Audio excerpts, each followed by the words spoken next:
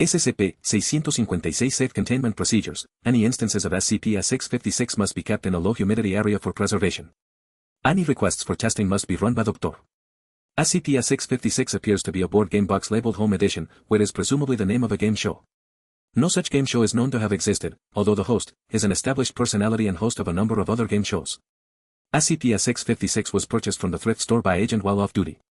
Contained inside SCP-656 is a recordable VHS tape with Home Edition written on the label in black marker, SCP-656-1. The box contains nothing else. When SCP-656-1 is inserted into a VCR attached to a television, it plays a taped episode of, which appears to be from the mid-1980s. The recording begins during the theme music, cutting off an unknown amount of time.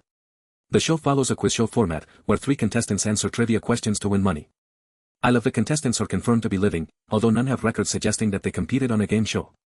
If all viewers remain silent, the recording will proceed as expected. The third player will win with a sum of $. However, if at any point any viewer vocally answers a question before a contestant, the contestant will give the same answer as the viewer. SCP-656-1 appears to be able to distinguish between attempts to answer and discussion between viewers. Playing a recording of an answer will not cause the contestant to give the answer specified in the recording. The contestants will give anything as an answer if properly prompted, regardless of whether they could know the answer given, or content of the answer.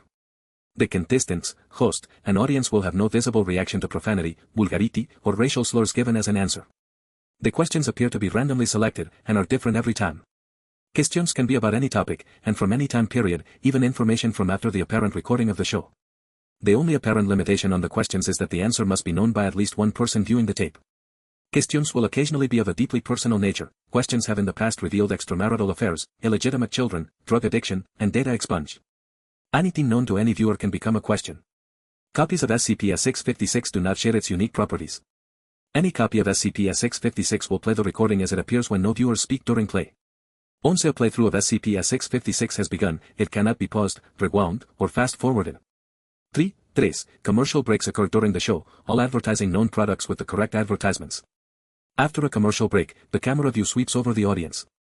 Upon closer analysis, the audience consists entirely of people who have viewed the tape, as well as those currently viewing it. In addition to the Foundation personnel known to have viewed the tape, 6 unknown people appear in the audience.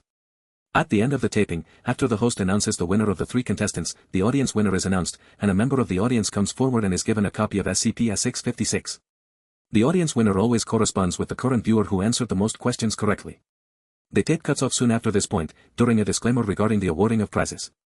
The disclaimer contains nothing of note. The recording runs for a total of 20 minutos, 3 seconds. There is an additional 5 hours and 40 minutes of blank tape after the disclaimer cuts off. No anomalies have been detected within the blank portion of the tape.